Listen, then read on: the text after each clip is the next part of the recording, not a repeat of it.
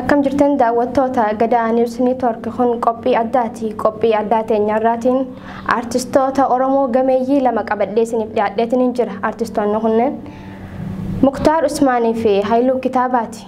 Haala yeroo irratti kan waliin mari'annu ta'a. Qophicha qopheessuun kan isin faana turu ani Faayiza Eliyaasii gama ogummaa teeknikaatiin Abdii Jamaal. Kallattumaan gama sagantaa teenyatti isin dabarsina.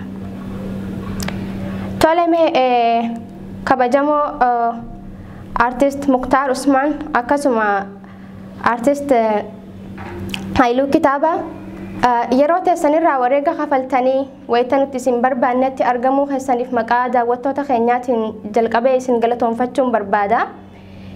Sanitti aansee immoo haala yeroo irratti mari'achuun duratti hawaasa keenyaan wal isin barsiisuun barbaada jecha. Tolemee hawaasa keenyaan kallattii wal baraasan booda immoo gama gaafiif deebiitti tarkaanfanna. Ayyee isinillee ni bakka nuti jirrutti nu barbaadanii gaaffii fi deebii haala yeroo irratti akka mari'annu gochuu keessanii fi galata guddaa qabdu isiniin jennaa. Egaa immoo Muktaarree kan kanarraa fitti yaada godhu. Anillee kanuma jedha yeroo barbaachisaa kanatti yeroo sabni keenya gadda guddaa keessa gale kanatti nu barbaadanii isinillee keessattuu immoo akka artistii Oromootitti nama nu duubaan dhufee saba keenyaaf bu'aa guddaa buusaa jiru.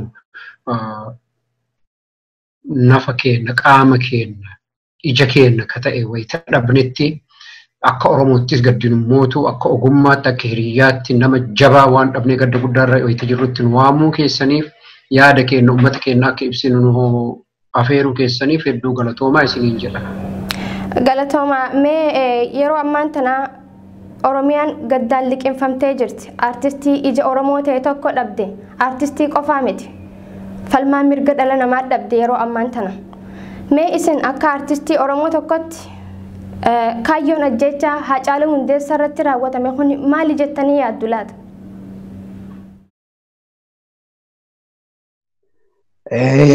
Okay, anaaf yoo kennite ta'e dabaree kana Haacaaluu kan ajjeesanii sagantaan itti bahee waa hundumaa itti qophaa'anii yoo Haacaaluun ajjeefame akkuma ati jette Haacaaluun artistii yookaan weellisaa qofa miti. Haacaaluun nama seenaa himuu danda'u nama mirga dhala namaatiif waan baay'ee dubbachuu irraa haasa'uu namatti himuu nama barsiisuu nama danda'u ture. Nama kana yoo karaarraa dhabamsiifne uummanni Oromoo argitee waan inni barbaadu tokko nama inni jaalatu tokko yoo dhabsiifne haamilee isaa gadi cabsinee xiqqeessinee uummanni kun rifatee manatti gala gaafa wanta akkasii dhalate jedhanii yaadanii sana biraan immoo ittuma saganteeffataniiti isaanii ajjeechaa Haacaaluu waliin namoonni biyya sana keessa jiran ija Oromoo kan ta'an kan akka Jawaar Mohaammed kan akka Baqqalaa Garbaa gaafa Haacaaluun du'e sanarraatii nafanii baanii dubbatu baanii loluu gaafa isaan baanii lolan isaanillee qabnee mana hidhaatti guurree qabsoo Oromoo kana kolaafna jedhaniiti itti saganteeffatanii ajjeechaa Haacaaluu waan kaleessuma lafaa ka'anii godhan otoo hin ta'in sagantaa dheeraa itti baafatanii itti qophaa'anii namoota leenjifatanii lafa kaawaniiti akkasitti Haacaaluu galaafatan. Kun immoo isaaniif akka tolutti gadi baanii har'a kaleessa engadda waan adda addaa haasawaa jiru. Akka nama Haacaaluudhaaf gaddeetti boo'aa jiru. Akka nama maatii Haacaaluutiif gaddeetti gadda isaanii ibsaa jiru. Maatii Haacaaluu faana gaddine jechaa jiru. Waan ofii isaaniitii godhan waan ofii isaaniitii balleessan kana fuudhanii uummata Oromoo addaan diiguudhaaf garee biraatti dibaa jiru. Dhoqqee kana fuudhanii dhoqqee ofii bukeessan, dhoqqee ofii laaqatan, nama biraatti dabarsanii dibuudhaaf yaalaa jiru. Gadi baanii boo kabiraati miti muummeen ministeera Itoophiyaa gadi ba'ee Haacaaluu faana kan nama qaanfachiisu waggaa 10 waa'ee qabsoo Oromoo irratti Haacaaluu waliin wal beekna. Namni du'e silas ka'ee waan sana wal beekna yookaan waliin beeknu jedhee dubbachuu hin danda'u. Waan akkasii fa'iitu haasawamaa jira. Kuni garuu an abbaan fedhe isaa ajjeesu. Akkuma isaan jedhaniyyuu namni biraatu ajjeesu. Namni Oromoo ta'e tokko garuu Haacaaluu ajjeesuu miti akkasitti dhakaa fuudhee ittiin darbatu. Kana uummanni Oromoo hundumtuu beekuu qabu. Oromoo afaan faajjessuudhaaf jecha ajjeechaa Haacaaluu fuudhanii karaa biraatti maksuudhaaf yookaan abaawatu ajjeechise yookaan warra TPLF ajjeechise jedhanii karaarraa maksuudhaaf yaalu. Osuma karajjuu taate mootummaa taanii erga biyya sana jiraatanii warri bilxiginnaa ofiin jedhan kun ajjeechaa Haacaaluutti bitaadhaanis haa ta'u mirgaanis haa ta'u karuma fedhen gaaffii jalaan baanii ajjeechaa Haacaaluutiif kan itti gaafatamu mootummaa biyya sana bulchaa jiru mootummaa bilxiginnaa jedhaniin sanaa jedheetaniin kanuma irratti yaada kiyya gara Muktaaritti dabarsa. Artist Haayiluu kitaaba wantoota ati jette kana gubbaa dhaabbadhee gaaffii itti aantu samboodetti tarkaanfannaa. Mee Artist Usmaan asirratti ati wanni ati jettu maali mee ergaa maalii qaba? Gabaabumatti ajjeechaan Haacaaluun irratti raawwatame kun. Haacaaluun maaliif ajjeefame? Wanni jedhamu biyya san keessatti waa lamaaf ajjeesan Haacaaluun. Inni tokko diina ummata Oromoo isa guddaa kan jalqabaa kan gara fuulduraallee kan haga dachiin tun jirtutti diinummaadhaan ummatan waliin jiru ummata Amaaraa ummata nafxanyaa jara gamachiisuuf wanni Haacaaluun akka ajjeefamu godhameef. Lammata mootu eenyuun yoo tuqne jeequmsi ka'a. Jeequmsa kana keessaan ijibbaata goonee ummata kana of jalatti galchuu hin dandeenyaaf hin dandeenyu yaalii gochuuf. Kanammoo itti milkaa'anii itti seenanii jiran akka itti dhumu Rabbi nu agarsiisa. Inni biraammoo karoorfamee ajjeefame Haacaaluun. Karoorfamee ajjeefamuun isaa Haacaaluun wallistoota 6 wajjiniin wallistoota 6 gurguddoo ijoollee gurguddoo 6 biyya san jiran wajjiniin hoogganni olaanaa guddaan walitti isaan qabee kan Haacaaluun jiru Galaanaa Gaaromsaa jiru Elfanesh Qannoo jirtu eenyu namni biraa haga nama 5 moo 6 waliin jiran walitti qabee abbaa feene ajjeefnee abbaa feene hiinee biltsiginnaan itti fufa ka jedhu akeekkachiisitti kennamee jira. Kana warri lubbuun hafan hin dubbatu boru. Kanaaf karoorfamee isa ajjeesan akka amma jedhanitti isaan ta'uu isaanii ragaa ammoo ofumaa ofitti bahan tokko dheengadda gaafa muka dhaabuu deemee waa'ee Minilik waa'ee Haacaaluun jedhe gaafatame akka gaafatamus gaafii san isatu qopheeffate maaliifi waa'ee muka dhaabuu fi waa'ee Haacaaluu bakka san walitti hin dhufu kana warra seenaa beekuuf dhiifna waa'ee Minilik jedhe tokko kuni dhaadachuudha. Kan lammataa Haacaaluu Ijiptii fi eenyu wayyaaneetu ajjeesee jechuu barbaadan. Erga information akkasii qabaatanii mootummaadha biyya bulchanii maaliif isan tiksin maa eegumsi hin godhiniif adada rabshaan tokko biyya Oromiyaa keessatti dhalateen mootummaan Abiy jalqaba namni inni tiksu masaraa isaatti aansee Qayetee Diyaafrooti. Kan uummanni Oromoo hundi hin beeka hiriyaa isaati. Kanaaf Haacaaluun lafa sanirraa jecha inni waa'ee Minilik jedhe sanii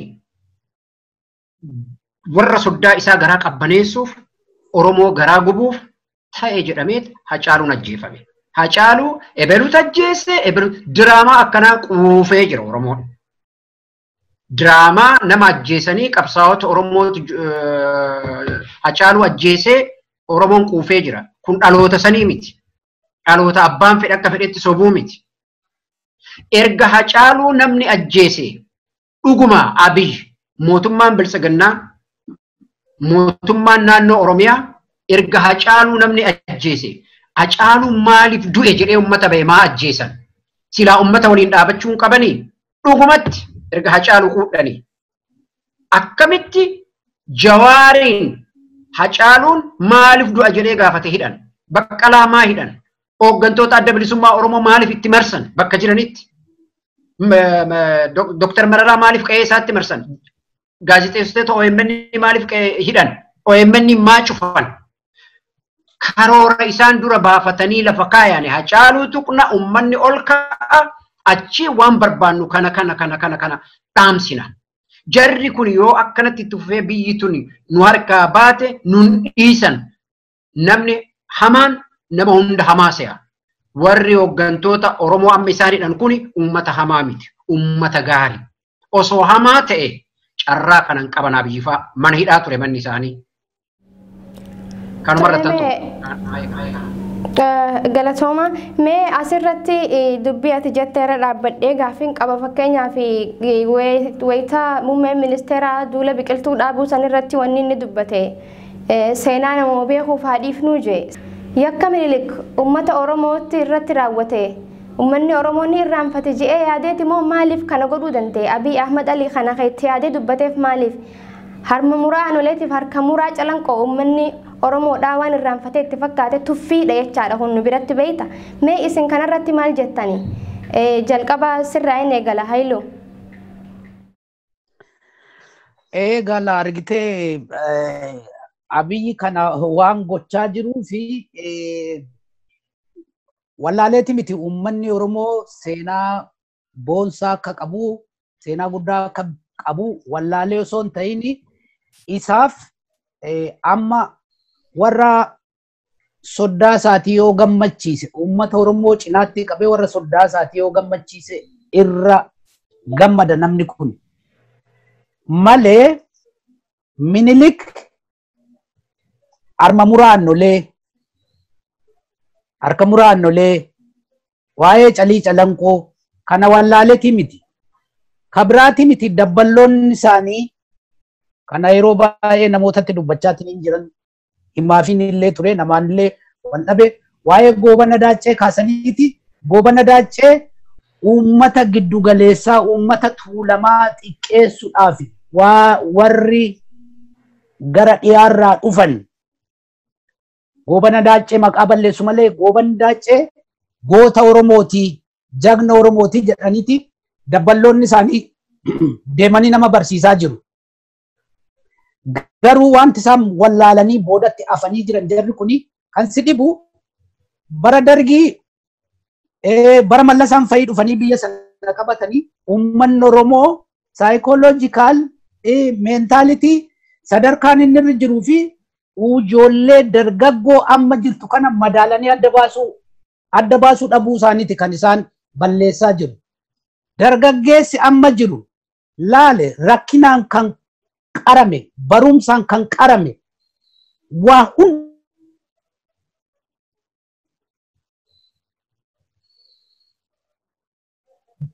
Oromoo waa'ee biyya Itoophiyaa sanaayyuu ittimuu barsiisuu warra danda'e ta'uu wallaaluun isaanii rakkina kana keessa isaan buusaa jira malee har'allee taanan kan Minilik fakkaatan masaraan Minilik ijaare keessa taa'anii goobantoota zabana kanaatu kunoo Haacaaluu galaafatee kan akka Haacaaluu fi hooggantoota Oromoo bebbeekamoo kan akka Jawaar Mohaammed kan akka Baqqalaa Garbaa mana hidhaatti guuranii irra taa'aa jiru. Garuu kun isaan hin baasu. Ibidda cidii beenzilatti naqanii ibidda ofitti qabsiisaa jiru. Malee wanti kun to'atameeti isaan akka jedhanitti guyyaa tokko guyyaa lama keessatti to'annee waan kana uummata tasgabbeessina sanaa miti dhaloon nama jiru sadarkaa sanarra jiru kanaafuu abiyyi wallaalee otoo hin ta'in beekaa gochaa jira jechuudhaan barbaada. Tolame artist Muktaar asirratti wanta jettu yoo qabaatte asitti dabale gaafiin nuti dhiyeessine kanuma dhageessisan ture. Bareeda waan galatoomii Haayiluun waan bareeda kaasee anillee waan xiqqoo itti dabala. Abiyyi dhuguma uummanni Oromoo waan kana hin beeku kan jedhu dubbata. Galata abbootii kennaa, galata adda bilisummaa Oromoo, galata gootota ilmaan Oromoo, galata abaa'oo, galata qeerroo Oromoo. Wanti akka duratti Haayiluun jedhe sanii Oromoo wallaaluu isaarraa kuni dhufe. Oromoo wallaaluu irraa kan inni kana dhufu. Yookaan ammoo tuffachuu irraa kana dhufe. Itti aansee namoota garaaf bulan, Oromoota garaaf bulan, Oromoota agartee garaa qofaaf bulaniin waan marfameef Oromoo hunda ija sanii ilaala. Uummanni Oromoo abaabilee akaakilee irraa kaafnee waan Minilik nurratti raawwate hin daganne, borullee hin dagannu, iftaanillee hin dagannu. Waggaa 60 dhaloonni nu duubaan dhufullee seenaan kun akkasitti barreeffamee ta'a. Akkuma seenaan addunyaa barreeffamee ta'u sanitti. Kanaafi wanni Haacaaluun dubbate suni warri seenaa beekanaa dubbatan jechuun isaa Abiyyiif seenaa jechuun waan dabtaraan Habashaa barreessite isaaf seenaa jechuun. Isa san dubbisaa jechaa jira. Siigalee namni kun hagam sammuun isaa dadhabaa ta'uusaa yoo argitu ka beektu waan Haile Sillaasee hamtuu inni godhee miti makiinaa isaa babbareedaa kana fa'aa uummatatti agarsiifnaa jedhe. Makiinaa Haile Sillaaseen babbareedaa oofaa turan san yoo namatti agarsiifne imeejiin Haile Sillaaseen jijjiirama. Nama sammuun isaa akkanatti yaadu namni kun. Siigalee nama uumee haasayu lafaa ka'ee uumee haasawu tokko Oromoo hin beeku inni. Dhaloota kana hin beeku. Dhaloota kana warra amma inni hidhaatti naqe kanatu jalatti isa qabe. Amma garuu harkaa bahee jira. Har'a gaafa waan hedduu yaalanii ajjechaa Jawaar kana hunda yaalanii arganii jiran. Hooggantoota qabsoo Oromoo, hooggantoota adda bilisummaa Oromoo warra nagaan qabsaafnu jedhanii biyyatti galan hidhaa keessatti guuree jira. Ammallee hidhaa keessa jiran.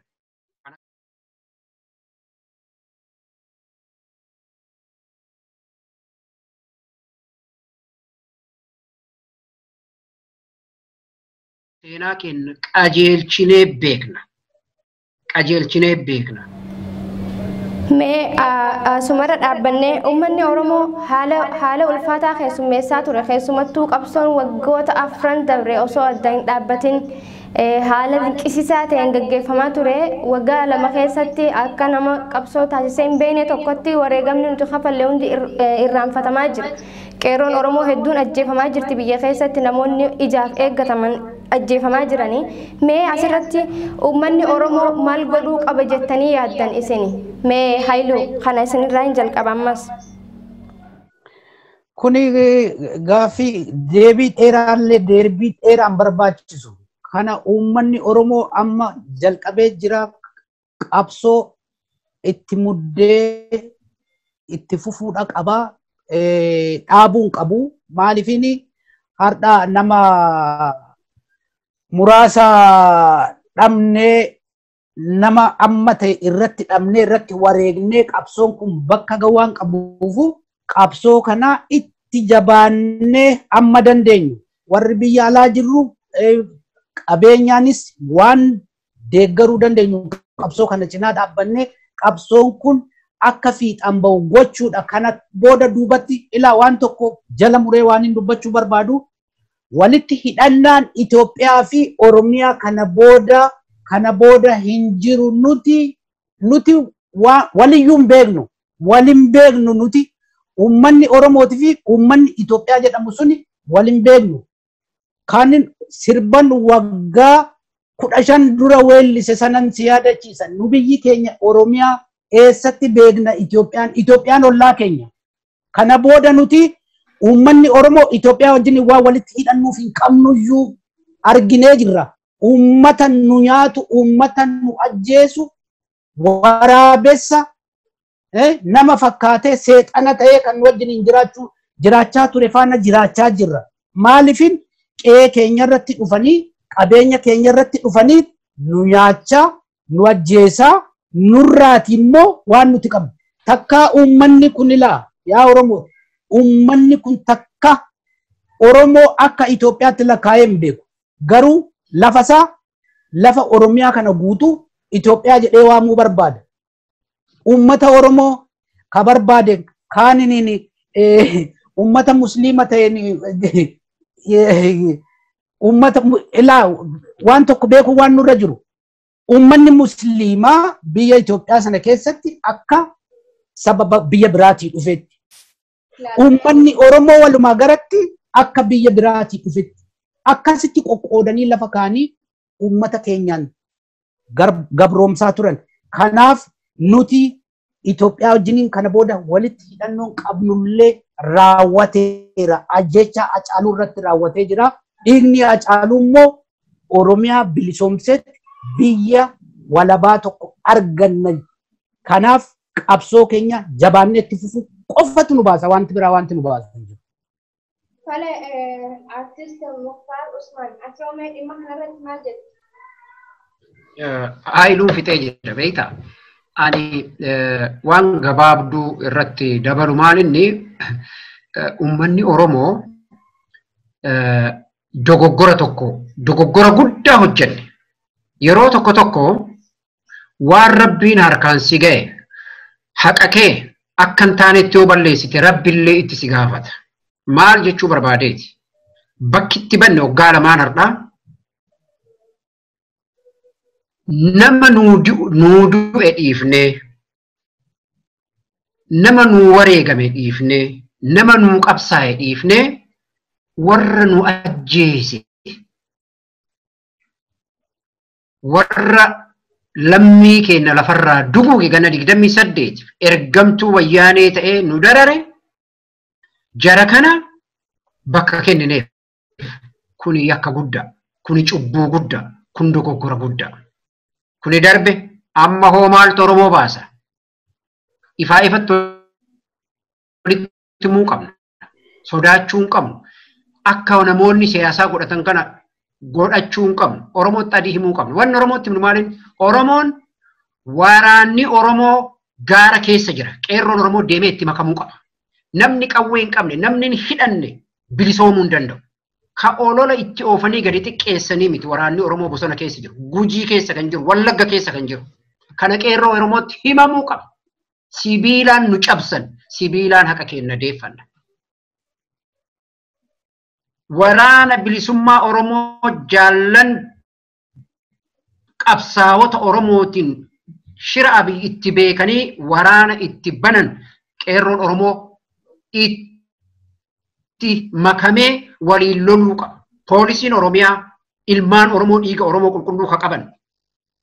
Warri raayyaa ittisa biyyaa keessa jiran, warri dhiigni keessan Oromoo ta'e, ilmaan Oromoo malee mootuu sabaaf sablammiin cunqurfamtoonni keessattuu warri kibbaa waraana raayyaa ittisa biyyaa keessa jiran, poolisii keessa jiran, ummanni Sidaamaa, ummanni Walaayittaa, ummanni asii gadi jiru kun ollaa Oromiyaa jiraatu kuni Oromoo waliin dhaabbachuu isarra jira. Carraan keenya tokko, hireen nuti qabnu tokko. Qawwee malee, humna malee gabroonfataa waggaa 150 nu bite inuma cabsuu hin dandeenye. Wanni Tigreen Maqaletti galtee akkanatti ofirraa geerartuuf baay'ina namaa odoo hin ta'in baay'ina qawweeti.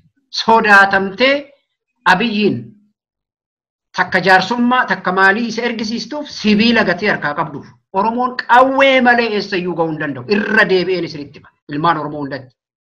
Waraana bilisummaa Oromoo kan marroo ta'ee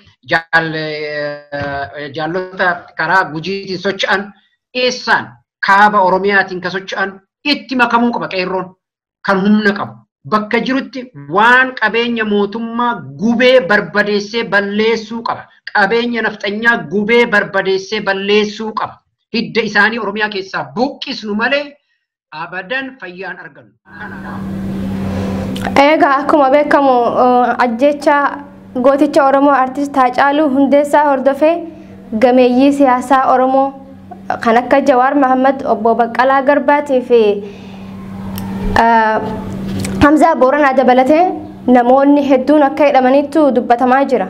Wanti kun immoo ajjeechaa kana wajjin sababa ta'ee deemaa jira. Mee isin artistoonni Oromoo hidhamtoota gameeyyii Oromoo kanarratti maal jettani? Mee Muktaar Sumarraa kaasumee wanna kana ajjeechaan kun kan raawwatame harka mootummaatiin beekamaadha. Tibba inni torbaan dabre dura OMN irratti gaafiif deebii taasisee dhimma siidaa dabalee dubbateeti. Siidaa dabalee irratti dubbatee yeroo sanuu dhaadannaa ture warra Habashaa biratti. Erga naammoo tarkaanfii wal fakkaataan torbee inni du'e san irratti torbee inni gaafiif deebii taasisan irratti ajjeechaan kun irratti raawwatame jechaadha. Mootummaan kallattiidhaan harka keessaa akka qabu afaan biraatiin nutti himaa jira. Ati mee akka artistii Oromoo tokkotti hidhamtoota gameeyyii kanaatiif wal qabatee wanni ati jettu jira? Maali mee wanni falli jiru maali tana booda? Kanarratti uummata Oromoof ammallee wanni ibsinu wanni uummanni Oromoo beekuu qabu Haacaaluun gaafa OMN irratti dhufee gaafatamerraa kaasee daqiiqaa sanirraa kaasee aktivistoonni warra uummata Habashaa aktivistoonni nafxanyaa sa'a sanirraa kaasanii Haacaaluu torban lama qofa kennaniif ajjeesuudhaaf. Kana jechuun waan sooshaal miidiyaa irratti deemaa jiru san warri nafxanyoonni biyya keessaatii fi biyya alaa waan oofaa jiran mootummaan Itoophiyaa, mootummaan Abiy, gartuun Abiy ka biyya hoogganaa jirtu sun hin beekan. Silaa fedhii isaanii ta'uu baate Haacaaluu dhabamsiisuun fedhii Abiyyifaa ta'uu baate guyyaa kanarraa jalqabaniit Haacaaluuf eegumsa godhan.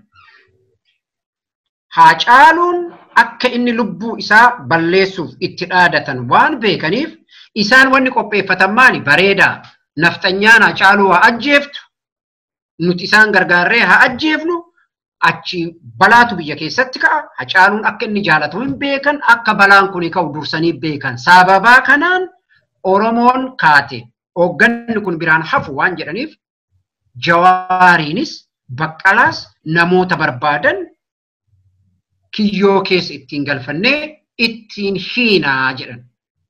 Kuni Oromoon cabsu maaliifii jedhi? Taaddasaa Birruu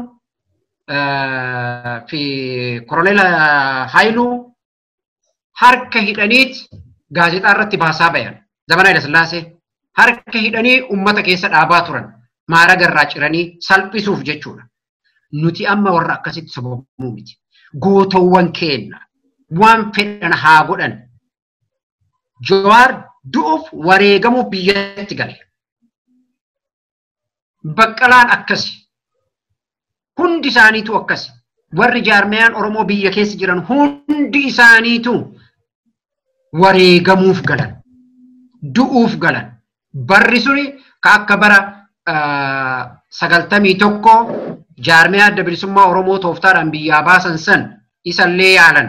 Jawaariin tuttuqanii Koroneel Gammachuu Ittaanaa hidhanii baqachiisuu yaalan. Kaan dhiisii warri Awuroopaaf Kaanaadaa irraa galeeyyuu hin baqanne achuma jiran. Tooftaan sun hojjechuu fi dide.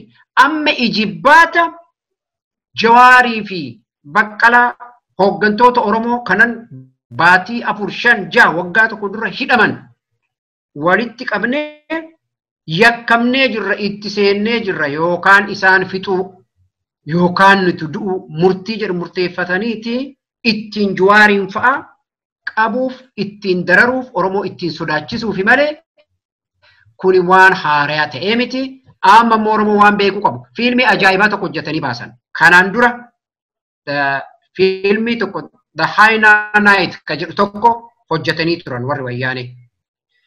Qotee bulaa Baalee Dalloon keessatti qabanii qalaa haaduudhaan albeedhaan gorra'aa muuvii hojjetanii biyya Awurooppaa fi Ameerikaatti agarsiisuu yaalan. Hin yaadadha barasan biyyatti ambaasaddaroota waamanii agarsiisan. Ambaasaddarii warra Jarmanii jarana bira dhaabbattanii viidiyoo waraabuu moo qotee bulaa kana lubbuu isaa baraaruutu isin baasa. Tokko. Lammata immoo kaameeraa akkamiitiin halkan kanaan bosona keessatti waraabdan. Ibsaa eessaa argattanii waraabdan. Gaafii jedhu isaan gaafate kaaseenni suni isaanuma biratti hafee jechuun muuvii. Waan waraabame san namni afaan Oromootiin hojjete gaazexeessaa yeroo sanitti biyyatti beekamaa kan ture amma lubbuun hin jiru Saamu'eel Dhaabaa nama jedhamu. Namni hojjete. Namoonni waan san hojjechuu didan hin ari'aman. Itti aansee gaazexeessitoota biyya Siwiidin Ogaadeen keessatti ka qabaman osoo waraana waliin shaakala godhan qabaman ka jedhu muuviin sun hojjetamee ammayyuu poost gochuu dandeenya. Jarri mucaan waraabisuun biyya Siwiidinitti asaayilama gaafatee muuvii san fidee dhufee jechuudha. Har'a immoo Juwaarii fi Baqqalaa Haacaaluu ajjeesee Juwaar ija isaa albeedhaan of keessaan baasu. Baqqalaan ija isaa albeedhaan of keessaan baasu. Haacaaluun ija isaaniiti. Hundi kennaa Haacaaluun jaalanna. Juwaariif Baqqalaan immoo eenyu nu caalase jaalatu. Kana jechuu barbaada. Mee artist Haayiluu kitaaba asirratti ati wanni ati jettu jira? Ilaalaali wanti hooggantoota Oromoo amma uummanni Oromoo akka jasaatti ilaallatu kana qabanii hidhuun isaaniiyyuu uummata Oromoo saayikoloojikaaliis dadhabsiifnee caccabsinee manatti galchinaa yaada jedhu qabu. Yoo uummata kana hiine yoo Jawaariin hiine Jawaarii kan qabsoo Oromoo sochoosaa jiru jedhaniiti Jawaariin Baqqalaa Hamzaa Booranaa amma Jaal Daawudii fi Profeesar Mararaas itti marsanii eegaa jiru jedhanii hooggantoota Oromoo nama Oromoodhaaf quuqamu hundumaa baagala isaa to'achaa jiru jedhan.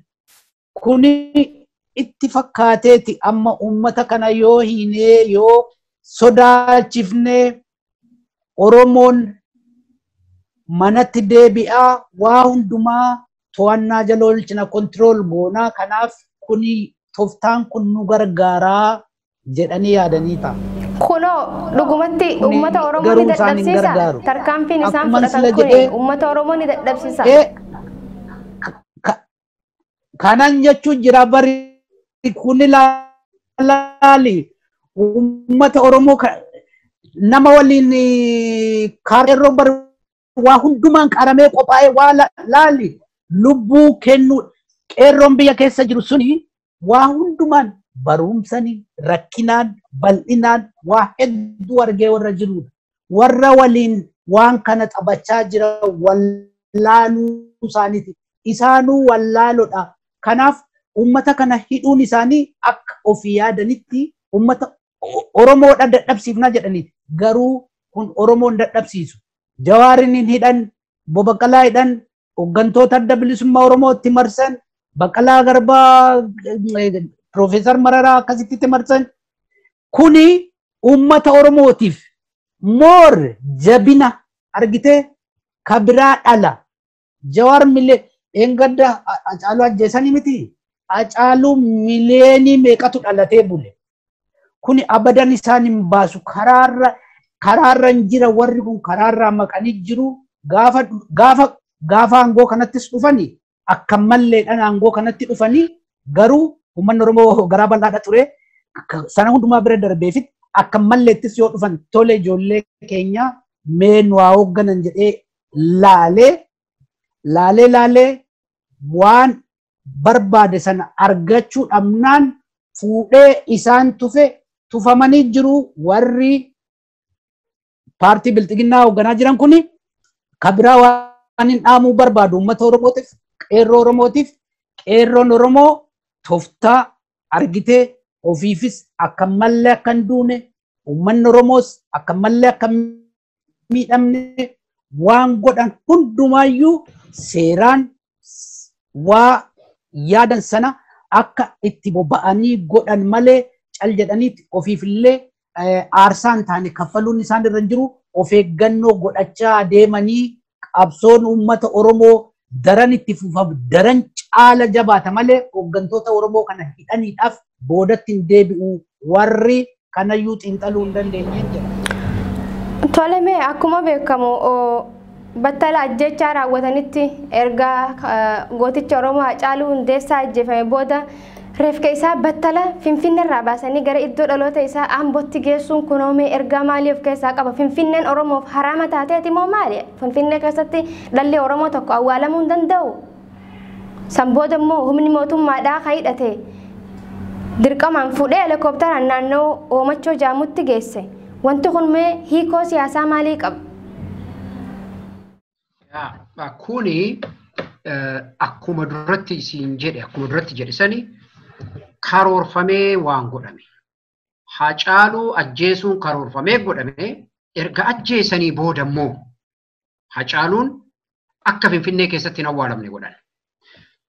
Aadatti seeratti namni tokko yoo du'e bakka ijoolleen isaa jaartiin isaa jirtutti awwaalama. Aadaa biyya kamittiyyuu. Ani waggaa 3 dura haati manaatti yaasitti na jalaa duute rabbi araaramuufi. Biyyatti hin geessine as jiran ijoolleen isii ani as jira asitti awwaalanne. Namni tokko erga fuudhee bakka ijoolleen isaa jirtutti awwaalama. Mirga kanallee Haacaaluu hin sarban tokko. Odoo immoo Haacaaluun konfoleessa nama fuudhiin qeerroo ta'e abbaa fi haadha isaa bira geessanii awwaalan. Achitti isa irreessan. Kana maaliif godhan?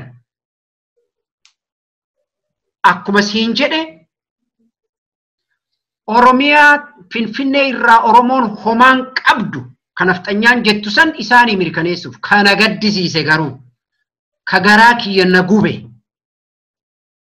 Poolisii Oromiyaa namni ajaju aangoo gurguddaa biyya san keessatti warri qaban dhalattoota ijoollee naannoo Haacaaluun irraa dhalate bahan. Wanti garaa kiyya na gube. Hedduun isaanii aangoo gurguddaa biyya sanii of harkaa qaban.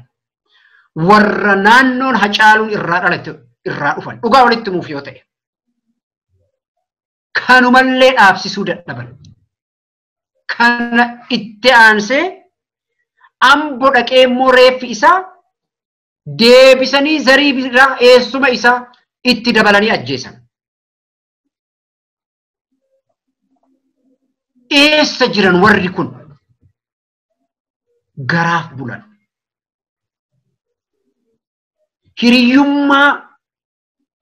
Hiriyyummaa walitti dhufanii waliin jiraatan ka Oromoo ittiin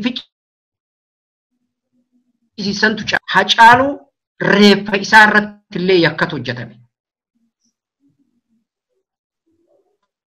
Ammoo jecha tana naa qabadha. Nutillee duunee darbina ta'a. Haacaaluun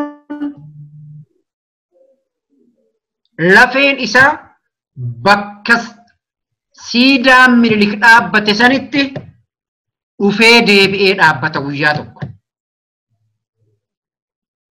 Haacaaluun siidaan isaa siidaa Minilik sun kaafamee siidaan Haacaaluu dhaabbata. Nutillee arguu baannu ilmaan teennan. Ani immoo yeroo gabaabduutti ta'a jedheen abdadha. Rabbii waliin Oromoon tokko ta'ee afaan tokko ta'ee kana caala wanni nu arginu hin jiru. Kana caala wanni nu laallu hin jiru. Oromoon kana booda salphini nu arginu hin jiru. Du'a abbaa fedhanaa ajjeessan. Tolame gama xumuraatti tarkaanfannaa galatoomii artistii Muktaar mee Haayiluu Kitaabaa artist Haayiluu Kitaabaa mee asirratti ati maal jetta kanarratti aansee immoo gaafii xumuraa takkaan san booda immoo ni goolabnaa jechaadha sagantaa keenya mee artist Haayiluu Kitaabaa asirratti maal jettaati mee wanta amma artist Muktaar Usmaan irratti dubbate kanarratti wanni dabaltu. Ilaali amma kun bari diraamaa ta'uusaayyuu nuti durmaan arginee jirra. Uummata Oromoo duraayis maqsuu hin danda'an kun hundumtuu diraamaa akka ta'e erga Haacaaluun ajjeefame gadi baanii boo'uun Hacaaluun akkas ture, Hacaaluun waggaa 10 isa beeka ture, akkasiin ta'e warri kaanis gadi baane Hacaaluun nama akkanaa uummata Oromoo ija isaatudha. Uummata Oromoo ija jaamsaa, uummata Oromoo gowwoomsuun immoo tasuma waan hin taanedha. Reeffi mallasaan galiin mee dhiifama waa tokko hin gaafadha. Reeffi mallasaa maaliif Finfinnee ta'u? Kana gaaffii ta'e miti. Oromoon lafti Oromoodha. Oromoodhaaf haraama taate warra alagaatiif immoo halaal taate jechaa sa'aatan. Uummanni Oromoodhaa ilaalaa amma waan jiru bari diraamaa hojjechaa akka jiran kanarratti beekutu nurra jira. Asiin Hacaaluu ajjeechisanii gadi baanii balbala biraatiin boo'aa waggaa 10 isa beekaa qabsoo Oromoo irratti waliin mari'achaa turre, waliin hojjechaa turre.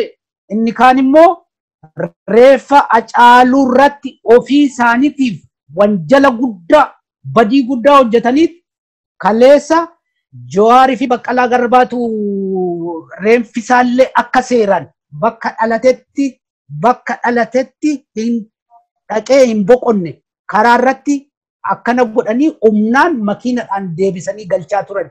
Akkas jedhanii gadi ba'anii haasaa turan.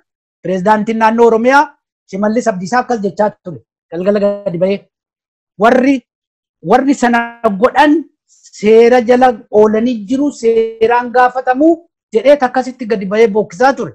Kana jechuun ilaalaale uummanni Oromoo magaalaa Finfinnee keessaa waan qabu otoo hin ta'in warri kun waan garaa isaaniitiif bitamaniif uummata bitamaniif sana gammachiisuudhaaf galgala ganama dadhabanii dhama'anii hojjechaa jiru. Kanaaf jecha Hacaaluu fuudhanii Ambootti galchuu, Ambootti awwaalamuu qaba jedhanii dubbachaa turan malee dhugaa Rabbii Hacaaluun mirgu haadha manaasaa gaafataniiru. Hacaaluun eessatti awwaalamuu qaba jedhanii Hacaaluu gaafataniiru. Uummata Oromoo gaafataniiru. Hacaaluun sammuu uummata Oromoo miliyoona 50 keessa jira bare. Uummata Oromoo kabiraatii miti firoottansaa har'a eessuma isaa itti dabalanii ajjeesaa jiru. Hacaaluu yoo jaalatan jarri kun maaliif gadda Hacaaluu du'uu isaatiif uummata bee maaliif rasaasaniin karaa irratti akaawaa jiru. Dhuguma Hacaaluudhaaf yaadaniiti warri kun. Argitee magaalaa Finfinnee keessatti reeffa Hacaaluu yoo deeme magaalaan Finfinneen tasgabboofti. Dippiloomaasonni nuun arganii waan baay'ee dhoksuu dandeenya. Kanaaf gara Ambootti yoo dabarsine jeequmsi Amboo suni miidiyaa kabareetii hin argatu. Dippiloomaasonni nuun argani akkasitti yaadaniiti jarri kun. Kuni garuu isaaniif hin taane barri bara teekinooloojiin guddate waa hundumaa sakandii keessatti karma fedheen argamuu waan danda'uuf wanti isaan dhoksaadhaan ittiin deemaa jiran kuni isaan hin baasuu. Hacaaluu kanaaf Ambootti galchuudhaaf yaalan isaan malee silaa namni bakkuma du'etti awwaalama. Maal agardaatti Muktaar jedhe Mallasaan maaliif achitti awwaalame? Fakkeenyaaf aartist Admaasuu Biraanuu lixa Oromiyaa irraa dhufe Finfinneetti du'e. Finfinneetti awwaalamen maaliif Wallaggan geessinii? Kuni waan baay'ee akka dubbannu nu godha. Garuu isaan toftaa karoora baafatanii jiran sana bakkaan gaachuudhaaf Amboo geessan malee Hacaaluudhaaf yaadaniiti miti yookaan maatii Hacaaluu, abbaa Hacaaluu, haadha Hacaaluu, uummata naannoo Amboo, uummata Oromoo cufaaf yaadaniiti miti. Karoora lafa kaawwatan sana bakkaan gaachuudhaaf reeffa Hacaaluutti illee wanjala hojjechaa jiru. Asii achi fuudhanii takka helikooppitariidhaan takka makiinadhaan ittiin deemanii reeffa isaa irratti illee reeffumti isaa erga du'e boqonnaa dhorkatanii akkasitti poolisiin dhufee uummata gaddaaf bahe ajjeesee reeffa Hacaaluu uummannumti sun gadda isaa akka hin ibsanne gochaa jiru. Kuni karoora lafa kaawwatan keessaa isa tokko jechuun barbaada. Ani waan xiqqootti si dabala odoo fixin dura tokko laali wanni Amboo akka deemu barbaadaniif illee immoo laali. Amboo yoo deeman ummata Amboo hin beekan. Hagam murataa akka ta'e. Haacaaluu dhiisii waan biraa irrattu hagam ummata kutataa akka ta'e. Ambootti gadi fuunee ummata kanallee dhiiga isaa ifnee yoo inni hiriiraan ba'e lafarraa isa dhabamsiifnaa ka jedhu karoora qaban. Maaliifi kuni gorsitoota Habashaatiin lafa taa'ee gorfamee jira namichi kun. Siigalee Jawaar fi Baqqalaan obboleessa kiyya asittan awwaala yoo jedhan kophaa miti Oromoo miliyoona waliin kan achitti argaman mirga qaban akkamitti akka ta'a. Osoo jaartiin Haacaaluu gadi baatee haati wabii reeffa jaarsa kiyyaa Amboo akka hin deemne na dhoogganii jettee himatte hin gaafataman. Odoo isiin himatte isiin hin gaafatamne. Obboleessa isaaniif jaala isaanii jaala qabsooti Haacaaluun. Amboon lakki Haacaaluun reeffisaa gadi nuu haa dhufu hin jenne. Abbaan Haacaaluu reeffisaa gadi naa haa dhufu hin jenne. Aadaa fi duudhaa Oromootti haadha wabii qofatu mirga itti qaba bakka itti Haacaaluun awwaalamu eeruuf himuuf. Kan itti sii dabaluu barbaada. Ummata Amboo sababaa kanaan cabsuu fi ittiin fixuuf kan karoorfatan. Tole galatoomii artistii Usmaan mee haalli jiru wal xaxaadha. Biyyattii keessatti jeequmsi hammaataatu deemaa jira. Uummanni Oromoo maal godhuu qaba jettanii yaaddan kun gaaffii xumuraati. Mee dhaamsi uummata Oromootiif qabdan sanuma cinatti immoo uummanni Oromoo wanta deemaa jiru kanaa wajji wal qabatee maal godhuutu isarraa eeggama? Uummanni Oromoo sila jennee turre barre kuni gaaffii gabaabaadha. Uummanni Oromoo qabsoo jalqabe kana walirraa kutuu hin qabu. Itti fufee mootummaa kana fuuldura dhaabbatee lubbuun itti wareegamu wareegamee qabsoo kana fiixan baasuudha qaba. Nuti uummata argite uummata beekadha qabnaa. Uummata qabaataadha qabnaa. Rabbi uumatti nu badhaaseet nu uume waa hunda waan nama kadhaa ollaa keenya dhaqnee nama rakkifnu hin qabnu. Kanaaf uummanni Oromoo argite kana booda akka durii sana tuttuqanii biraa deebi'uun kun nun baasu. Qabsoon jalqabamte kun lubbuun wareegamuun irra jiru wareegamee bakka ga'uudha qabaa. Nutis bakkee warra jirrus bakka adda addaa warra jirrus biyya keessa warra jirrus qabsoon kun waan nurraa heegdu kaffaluudhaaf qophaa'u jira. Kan lubbuusaa wareeguudhaaf qophaa'eetu jira. Kan immoo qabeenyaan dandeettiidhaan qabsoo kana fiixa baasuudhaaf qophaa'e hundatu jira. Uummanni Oromoos kana booda wanti nu baasu lollee abbaa biyyummaa keenya mirkaneeffachuu kana qofatu nu baasa. Qabsoo kana tuttuqnee biraa deebi'uu hin qabnu. Uummanni Oromoo kanarratti waliigalee harka wal qabatee qabsaa'uudha qaba.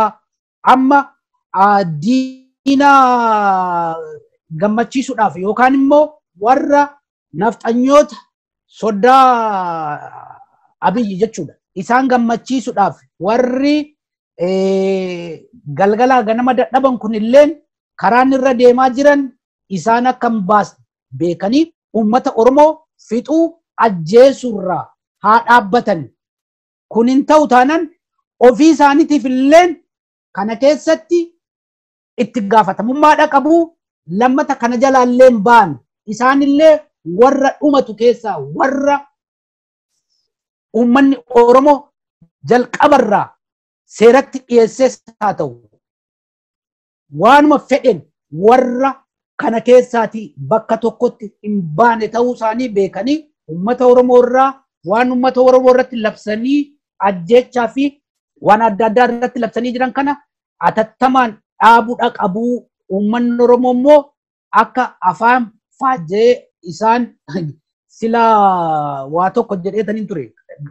Ajjeechaa Haacaaluu ofii isaaniitii godhanii qindeessanii karaa biraatiin hin baanii nama biraatti quba qabuu yookaan immoo dhoqqee laaqqatan sana nama biraa dibuudhaaf yaalu. Kun hin ta'u. Uummanni Oromoo kana beekee waan jarri ittiin deemtu kana beekee osoo gargar waliin qoqqoodin qabsoo kanatti jabaannee fiixa baasuudha qabnaan jedha galatoomi giiftii.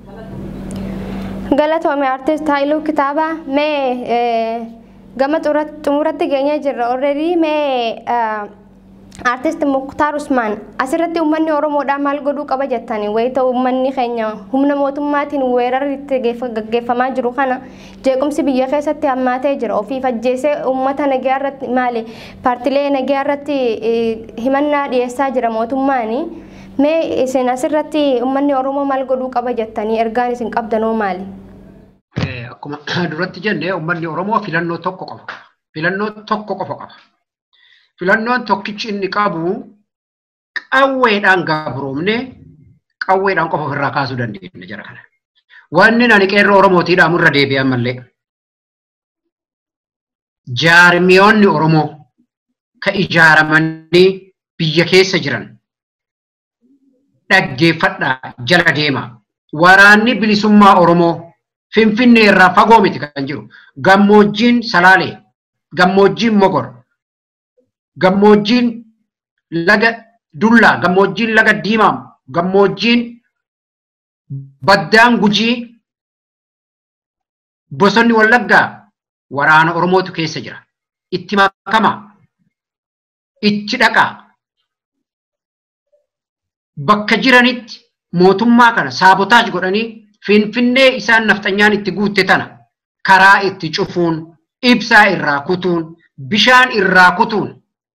Isallee nafxanyoota isaallee waliin beelessee magaalaa san keessaa baasuu danda'a Oromoon. Karaa cufuun ibsaa Oromiyaa irraa Finfinneetti deemu hundaa kutuun maaliif nuti lubbuun du'aa jirra. Oromoon lubbuun du'aa jiru gaarri Oromiyaa keessa karaan ibsaan irra deemu gaara Oromiyaa keessa kuni qa'ee isaa jira. Sibiila dhaabatu tokko tokko waardiyyaa itti gochuu hin danda'u mootummaan kun. Kana hunda harkaa balleessu saabotooj gadhee humna danda'u maraan mootummaa kanarratti dhiibbaa gochuu fincilli kanaan dura itti godhamu gabaa lagachuun mootummaa kanarratti waan danda'u maraan ummaan Oromoo fuuldura dhaabbachuutu isarra jira. Kanan jechuu barbaada. Galatoon. Mee xumura irratti yoo hoggantoonni kunneen mana hidhaa keessatti kana fantaate isin akka artistii Oromoo tokkotti artistiin dhuguma kannaa addaa qaba wayi of dura raagaa beekta mee wanti nuti qabnu tana booda carraan nuti qabnu maali takka ammoo wabiin keenya maali mee Haayiluu Raayinka asirratti wanti nuti beekun nurra jiru Jawaariin obbo Baqqalaa hoggantoota adda bilisummaa Oromoo Profeesar Mararaa namoota Oromoodhaaf qabsaa'an hundumaa walitti qabanii yoo hidhan, yoo ajjeesan, yoo fixan qabsoon Oromoon eegale kun dhaabbachuu hin danda'u. Hin dhaabbatullee guyyaarraa Jawaar 10,000 Baqqalaa Garbaa 10,000 Daawit Ibsaa 10,000 Profeesar Mararaa 10,000 biqilee bula yoo akkasitti yaadu ta'an. Kanaaf uummanni Oromoo isaan warri hoggantoota Oromoo qabanii hidhan kuni uummata yoo warra kana hiine qabsoon Oromoo achumatti dhaabbatti uummanni Oromoo eessayyuu qaqqabuu hin danda'u waan hundumayyuu to'annaa jala oolchinaa jedhanii yaadanii ta'a. Garuu sun hin ta'u.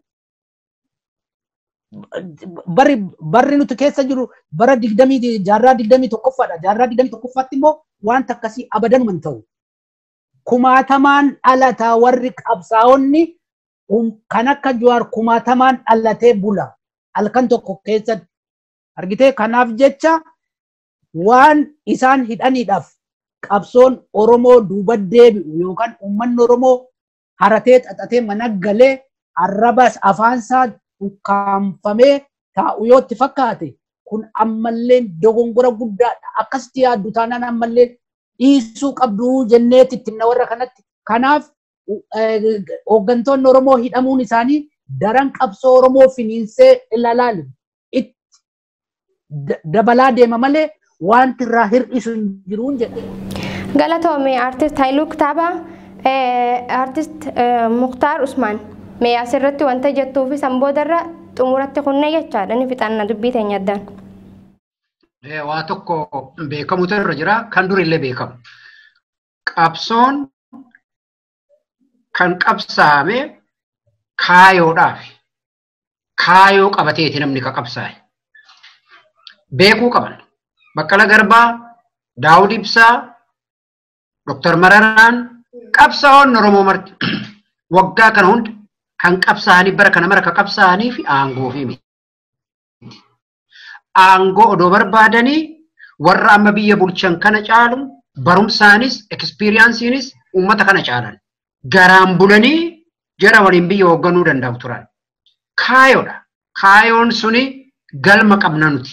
Uummanni Oromoo qabsoo ka jalqabeef abbootiin keenya ka jalqabaniif osoo nun dhalatiin waaqoo guutuufaa jalqaban.